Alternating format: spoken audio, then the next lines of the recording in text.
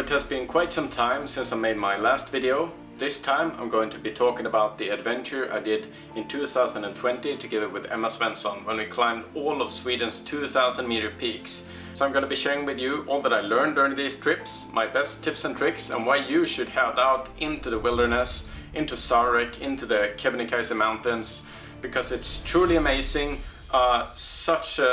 an incredible experience, and I'm actually thinking about going back into Sarek this summer. I'm definitely gonna be back. I'm definitely gonna climb some of the mountains that I climbed earlier once again, maybe through new routes, but the experience is just so cool. It's such remote places, not many people at all, excluding Kebnekaise then of course. Yeah, these are really cool remote areas. I'm gonna be taking you with me on the trip while we climbed these 12 or 13 peaks during our expedition, which we called remote peaks. On our first day we started out in Pårtetjåhkka. We arrived there in the afternoon and we had to hike up to the Pårtetjåhkka. It's about a 20-kilometer hike, and we were pretty tired since we had been driving all day the days before and then going by bus. But we really wanted to get going and get started on this day to be a bit ahead of our schedule. So we hiked about 15 kilometers, just a bit short of the base of the mountain, so that we on the next day could just hike up the summit and continue on with our journey. And when we got there we noticed that there were lots of mosquitoes, and that was going to be a problem during our trip. So we was really looking forward to heading up into the mountains where there were less mosquitoes. On day 2 we climbed up to Pårtetjåhkka and then started climbing down these really narrow ridges with really loose rock on our way to Pårtetjåhkka, which was the second 2000 meter mountain on our trip. This ridge traverse, it's not that hard, but you need to have some climbing experience to be able to do it. There are some rappels that you might need to do, or you can down climb them if you're a good climber. We came up to the summit of Pårtetjåhkka and we had to do some rappels to get down. Here you see one of the rappels that we set up, because there are some steep areas where you pretty much need to rappel. I know some climbers that actually down climb these areas, but yeah, it's kind of, you have to assess the risk yourself and choose whether to down climb it or if you're going to rappel it, because it's quite steep, but there are also risks with setting up a rappel anchor. We had lots of luck with weather, and during this traverse we had such great and wonderful views. Yeah, that improved the situation a lot. We were tired, we had a long day, but thanks to the views we kept motivated and continued pushing on up to Pårtetjåhkka. When we ended day 2 we stayed in a tent just below the peak, and then on the next day we headed up to the summit and then got down on the other side of the valley. During day 3 we had to do a lot of bushwhacking, go through swamps, and yeah, it was just a horrible start of the day. We did some wading, gone through a couple of rivers, so we were wet up to our knees pretty much. But eventually we dried out a bit. But just that start of the day with lots of mosquitoes, bushwhacking, wading, not the most wonderful thing in Sarek. And I hadn't done wading before, so it was a really nice experience to get. Not nice in a way that you enjoy it, but nice in a way that you learn how to do it securely, and you really see an improvement going through all the wades from like the start, the last ones we did on this expedition, that you learn a lot on how to step on wet slippery rock in like the rushing stream. After the wades and the bushwhacking we hiked up a valley, up on a glacier, and then we traversed over this glacier to get to the other side of the Sarek National Park and closer to the Sarek Massif. And luckily at the end of the day we actually found a cabin which is open, which is a state-built cabin which you are allowed to use. So we actually slept there, which was really nice, just to get some extra area instead of having to sleep in the tent all cramped up. It felt quite luxurious. Just having breakfast, like sitting up and being able to spread out, was really nice. So that's a good thing. If you're heading into Sarek, you can always check up where this cabin is in Skaria. On the next day we woke up very early to head out up to the Sarek peaks. We started with the Bushed peak, which is pretty much the hardest one to get to. There are several ways to get there, but we actually climbed a rock field straight up to the south peak of the Sarek Massif, and then headed out to the east to the bush peaks. And here you can see this really tiny ridge where you head over to the bushed peak from the south peak. You had to have some climbing skills to get over this area, and it could also be good to have a rope to get from the Sarek peak to the north peak if you're going from the south. Getting up these mountains and watching the views from the third highest peak of Sweden was really nice. Seeing all of the Sarek National Park in front of your eyes, and then just sitting on my butt and sliding down was really nice. After that, a couple of days with pretty bad weather followed. The first day it rained all day. We tried to rest until about lunchtime, and then we were too bored to rest anymore. So we got up from the tent, we set up to find a bridge, which was about 12 kilometers away in the wrong direction. And I was just looking for it all the time and never saw it, and I was starting to think like, does this bridge even exist? It felt like I almost had given up hope when we finally saw it, and it felt so good just to see that goddamn bridge and get there. And then we hiked on for about 8 kilometers and slept through the night there. Got up the next day, and the weather was actually, there was raining a bit less, but the wind was really hard. So yeah, we were pretty depressed during that, or unmotivated during that day. It was just like, yeah, you know, one step at a time. And one problem we had was that, you know, we tried to pack lightweight, we tried to not bring any items that we didn't really need. And one way to push the weight of our backpacks and our stuff down even more was to bring a bit less food. And like, it ended up working, but I'm not sure that it was like the perfect strategy. I think that we both would have been stronger if we had some more food, some more energy, some more carbohydrates. We had a budget of less than 2,000 calories a day, burning about 4,000 calories a day, and my weight just plummeted during this expedition. I would say that if you are going on something like this, like 8 days in Sarek, bring a bit more food, try to get up to like at least 3,000 calories if you're supposed to burn a lot, especially if you're going over the mountains and not around them on flat ground, because you're going to be burning so much calories, and all that energy needs to be replaced if you're not going to drop in weight and get lots of like pretty much bad motivation on these kind of days. Anyway, we pressed on and ended up at a new cabin, which was a Sami cabin, which we got to sleep in, which was really nice. We were protected from the weather during the night, and then we got up the next day and saw that the weather was actually worse. We had a snowstorm outside, and we were thinking about like, okay, civilization is just one day away. We just need to hike over this mountain, and on the other side we have civilization. Should we go for it? And I was pretty positive actually. I was trying to get Emma to like, yeah, let's go. But she was a bit like, nah, we wait for the weather. And at 2 p.m. The weather was like, yeah, just a tad bit better. We were convinced that like, yeah, let's go. We don't want to be bored here anymore. Let's head out. So we headed out, hiked to the foot of Ahkka, about 6 kilometers away, and started hiking up.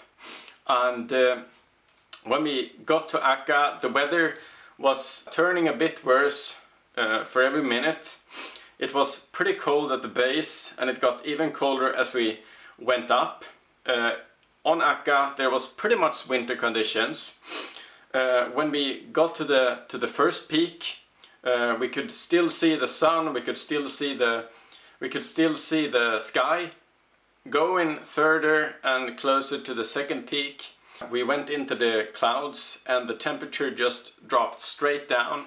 It got so cold, my pants froze, my shoes froze, and like everything turned into ice. I got ice in my mustache, in my face, and on my cap and everything. And it was so windy. We put on all of our extra clothes. We didn't really freeze. We were having a really high tempo, trying to move and keep warm that way, and it really worked out. And eventually we found a really good way down so that we could lose a few hundred meters pretty fast, and we just felt like the temperature was coming back to us.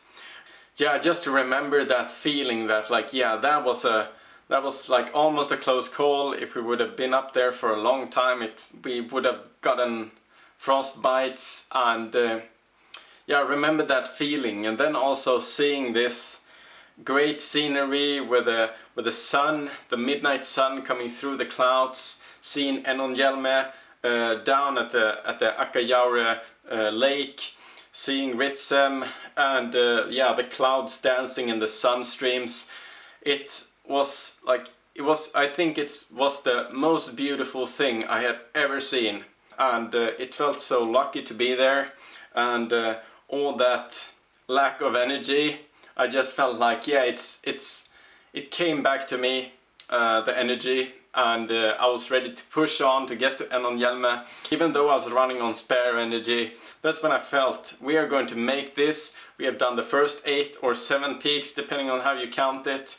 And yeah, we are going to succeed in this, I'm pretty sure. We got down, got to Enonjelme, met some really nice people who gave us some energy, and we took the boat over the lake and took a few days off to rest. And then we headed to Kebnekaise. After a day in base camp, we decided to go for Kebnekaise and climbing through the Nygrensled, which is one of the climbing routes up there. And coming to Nygren's route, we noticed that there was so much snow, so much of the rocky parts were snow, which we had to hike up with our ice axe and crampons. We had some rocky areas where we got to climb a bit, but yeah, the climbing was pretty easy. Like, the main takeaway from this day is that it's always good to bring crampons or something like that into the mountains, even during the summer. Even if you're not traveling across a glacier, you might be ending up with snowy conditions on the mountain and icy conditions on the mountain, or just slippery from wet rock, and then it's really nice to have crampons. We climbed almost the whole route in crampons, even when it was rock, because it was so wet and slippery this day. So it was really nice to have them. And also on these later mountains, after we ended Sarek, we used our climbing boots to climb the last mountains because we knew that they were going to be a bit harder. In Sarek we just used trail running shoes, which worked perfectly. But when you are heading up Nygren's route, or when you're going to the mountain we're going to be talking about later, Kaskasapakte, it's really good to have mountaineering boots or something like that, because these are a bit more serious climbs, and you are going to be wanting to be able to stick with your feet, especially on Nygren's route, where you are supposed to be climbing up the Kebnekaise glacier, the top glacier. There it could be really good to have real crampons with front points, so you get over the glacier lip up to the northern peak. So we hiked from the northern peak to the southern peak, and then down again back to the Kebnekaise mountain hut. We rested for a day or so there, and then we headed up to the Tarfala hut. We took it pretty easy in the Tarfala hut. On the first day it was supposed to be bad weather, and we thought, well, let's take Kaskasatjåhkka during this day of bad weather, because it's quite an easy climb.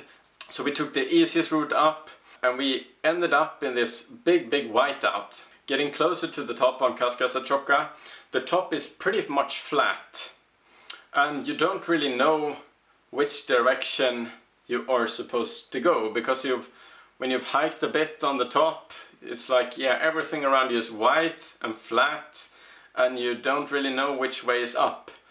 And so you could like take your hiking stick, put it in the snow, and then you could like look at it and okay, yeah, I think this is up, because you couldn't really see if you were going up or down or anything. You were like, just, it was like hiking in a milk bottle. Thanks to navigation skills called GPS, we could find the peak, because it was like, yeah, you couldn't see anything.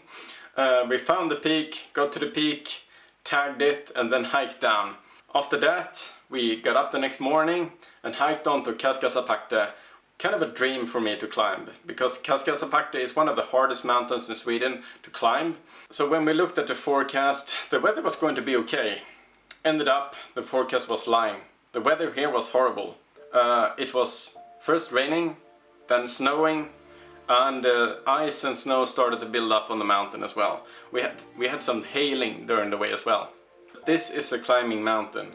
There are no really hiking routes up this mountain, so you really need to know climbing and how to climb and put pieces of security like nuts and cams into the rock to secure yourself on your way up. So due to the weather, climbing Kaskasapakte was pretty much as hard as anticipated. It was quite hard. There was some situations where I felt a bit sketchy or a bit scared, but trying to visualize my way to the top, and it helped a lot.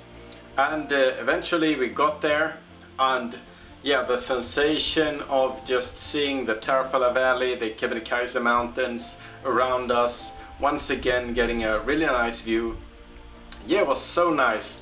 And the big problem now was pretty much getting down. I had studied the map quite a lot just to see if there was any easy way down, and pretty much there isn't, but the easiest one I found out, which involves a lot of risks, is the western face.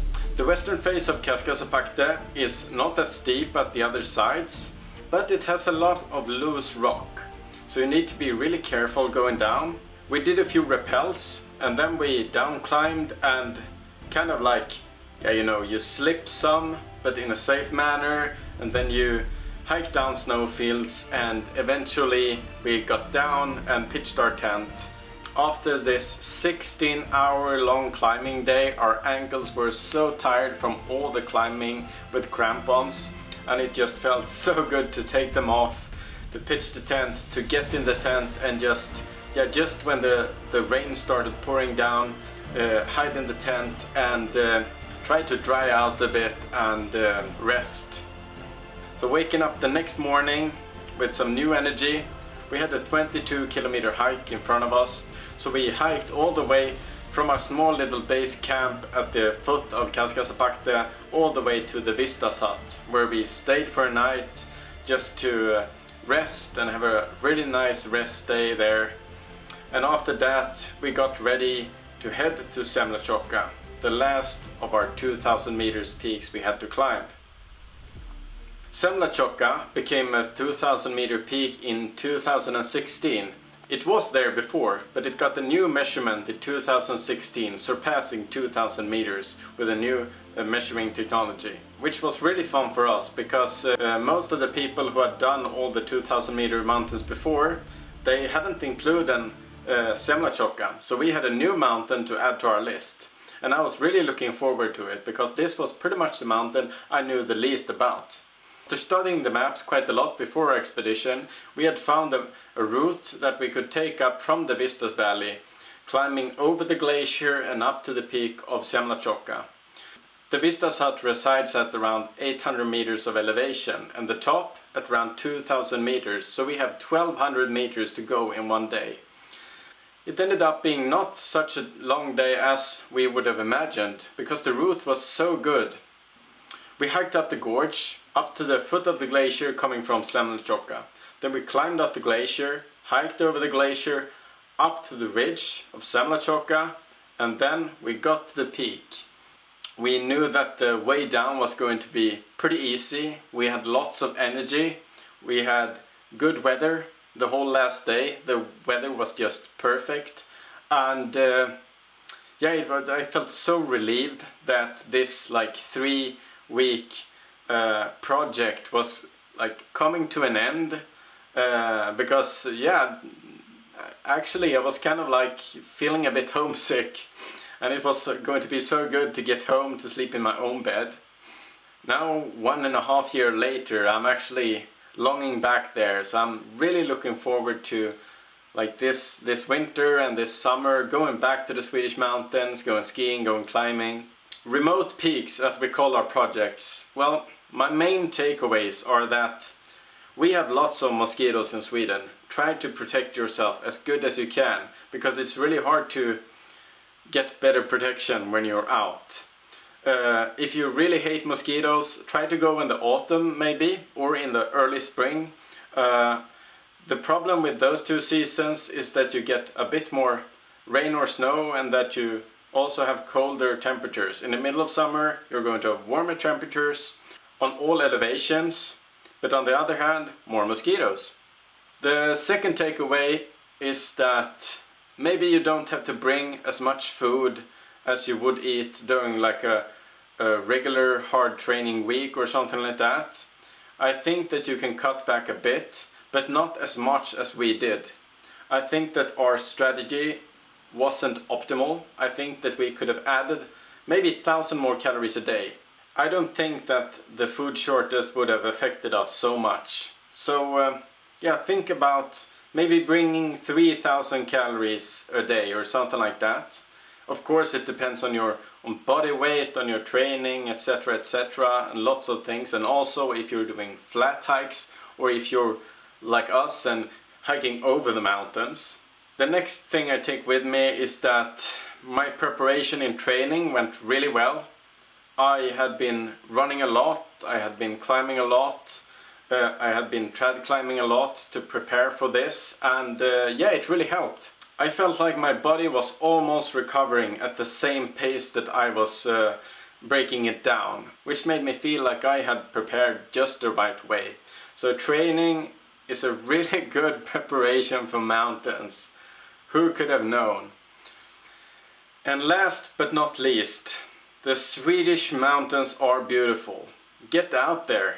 Go to Sarek, go to Pårtetjåhkka, go to Kebnekaise, go to Abisko, go to Jämtland, go to the beautiful Swedish mountain areas and just experience them, explore them, climb, peak bag, ski, just go there, because we have so much to offer in our country and you shouldn't miss it. Whether you're a skier, a climber, a hiker, a runner, don't miss this. Some people go to Norway. I try to stop them, telling them that we have so much wonderful nature in Sweden. Shouldn't you go climb one or hike at least one Swedish mountain before you head there? Do it. This might stir up a lot of people and a lot of Norwegians, but I will stand by my word on this. I love the Swedish mountains. So if you have any questions after this video, please leave a comment below and ask away. If you have any videos you'd like me to do in the future, please just post them in the comments below or write to me on Instagram. If you want to follow me in the future, yeah, just hit that subscribe button, follow me on Instagram, and I will see you next time. Thank you for watching.